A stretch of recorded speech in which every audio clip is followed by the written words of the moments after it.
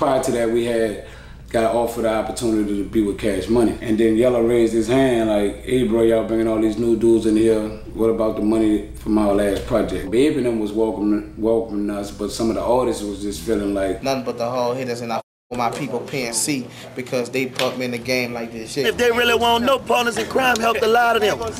They been dropping hits. PNC doing it like that in a major way. Much props to them, you know what I'm saying? These boys like legends in the game. Partners in Crime, I love listening to their music. If you like to smoke a and you like to smoke a feel it, throw your hands in the air, say thank you, Miss Lily. Hey yo, this your boy Mista Meana, one half of the group Partners in Crime, the infamous Partners in Crime. And right now, you know what I'm saying, you're rocking with Video Wayne.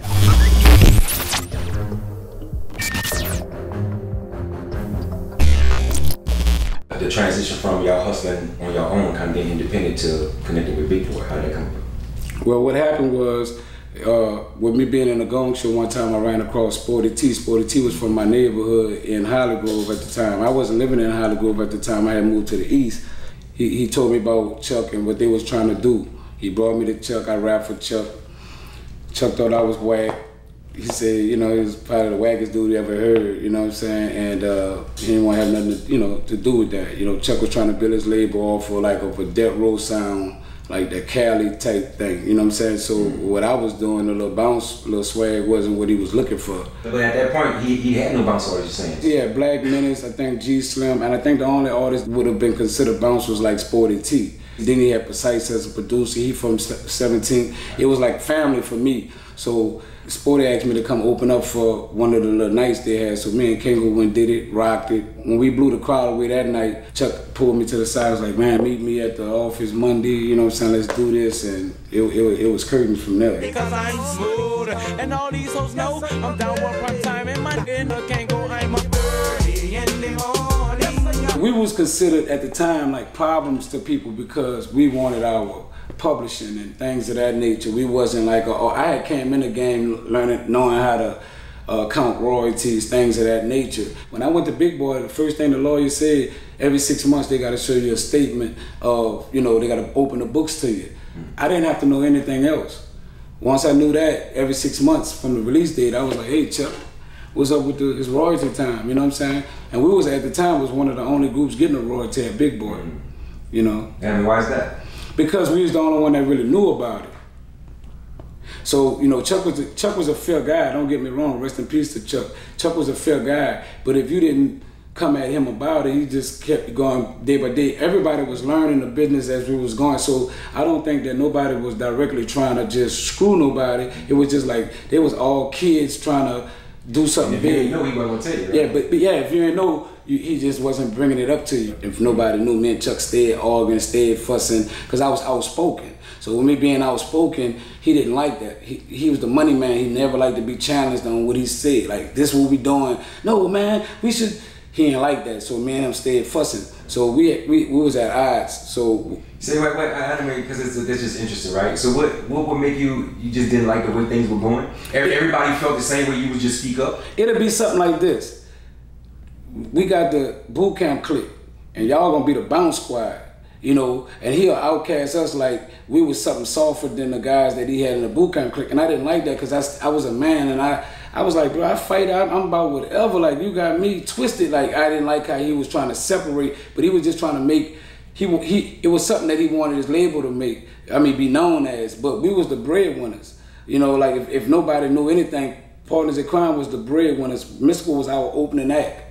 At one time, and this is no shade against Mystical. Mystical used to open for us. We used to give him $300. To all your peers, players, hustlers, and foes, the only thing I gotta say, let the good times roll, let them roll, let them roll. And if anybody watched our video, Let the Good Times Roll, you're gonna see Mystical jumping in that bitch, flipping. We was on. He was trying to get on, and they was putting them with us. If you listen to Partners in Crime, they had Coming Soon, Mystical. So we was introducing him, and he was working under, you know, like I said, he was our opening act at the time. I'm about that paper, I'm on Tired handling business, you wanted beef, bitch, you ain't heard, I was in it, you rapping stunting. I talk about the importance of Sporty T. Well, Sporty T was like an artist that he was a part of Ninja Crew. It was Sporty T, Baby T, and Gregory D. They call it Ninja Crew. It's Gregory D, Sporty T, error in control, because the party has started, Baby T is the role. And they already had kind of had a name for themselves or whatever, but they had broke up at that time when Sporty came around me, so I knew who Sporty was, you know, and he was just, I guess, a cat that no talent or, you know, like see something in people and do the same thing that I do. He was like a mentor to me as well, so, you know, when he came and got me, it was just more like, you know, this might be the opportunity for me, like right here, you know what I'm saying? Because prior to that, we had got offered the opportunity to be with Cash Money. Yeah. Can we talk about that? Yeah, yes indeed. I got super details about all that. I'm surface talking right now, but the details of this stuff is right here in this book. Cash Money had took over the little talent night, and they started doing the Cash Money Fridays. And they say if you win 3 times in a row, you can get a deal with Cash Money Records. So we won 3 times in a row. Me and Kango, Big Heavy was the host at the time. And Babe and them approached us and, you know, told us like, you know, let's have a meeting, come to, you know, the office. The office was at the Gas and Light building on Barone. We went in there and he introduced us as, you know, the new members of Cash Money. And then Yella raised his hand like, hey bro, y'all bringing all these new dudes in here. What about the money from our last project?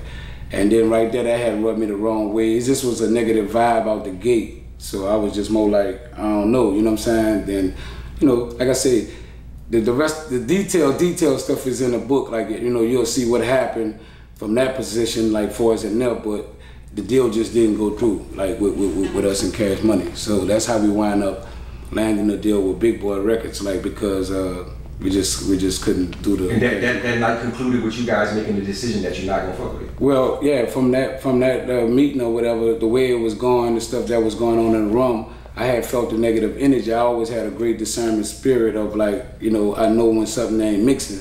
So I saw that we wasn't directly welcome. Babe and them was welcoming us, but some of the artists was just feeling like, you know, like I don't really feel them dudes. You know what I'm saying? So. With that being the case, I had just told Kango, look, bro, because they was trying to separate us too. You know, had us, you rap here, I met you, I saw you by yourself, I heard him, and it was a lot of little stuff. So I had told Kango, you know, go ahead and rock with them, bro, if you want to, but, you know, I can't rock with it. Kango said, man, you know, you brought me in this game, I'm with you 100. Wherever you go, that's where I'm going, and that's why the Big Boy, I mean, the Cash Money thing didn't go through for us, you know. Bro, you talking about Kango's y'all relationship and his loyalty to, you know, that's a beautiful thing. Let's say rare too. It's rare. You say it's rare, yes. Yeah, it's rare. People don't really like Rare Report. It's rare. We don't. Not too many people lock in like that and stay solid for that amount of time. Be genuine like that. You guys had signed with Cash Money. Do you personally think that would have been a good fit? And where do you see you guys on Cash Money? I think we would have gelled good with them because I thought we had a swag that could have worked with pretty much anywhere we went, you know what I'm saying? We was making songs that was competitive to the artists that they already had, you know what I'm saying? That's, you know, even with the rivalry we had with UNLV, you know, you could tell that we was going fist for fist, you know what I'm saying, with it. Like, so I felt like if we was with them, you know what I'm saying, we would have did our part because we was already creative and knew where we wanted to go at with music out the gate, you know what I'm saying? So I thought it would have been a good gel, like, for as if the business would have been straight, because it's all about the business. At the end of the day, like if the business good, you know, we could make it work. You know what I'm saying? Like you think that night when Yellow say when you say it had something to do with the beef? Well, what happened was when he did that, you know, I had a talk with Lil Ya. You know what I'm saying? We just did like a little thing together recently on his little podcast, and we spoke about it. And he was more like thinking that Partners in Crime was trying to be UNLV, and that's where the conflict was at. That's how they felt. We was like kind of fans of them because they was already on before us, so we really had more respect for them than they probably even thought. But they thought that we was trying to copy their style, and it was like they didn't think Cash Money needed another group like themselves, like, you know what I'm saying? So we could have been label mates, but we became rivalries, like, because now we on the other side of that, you know.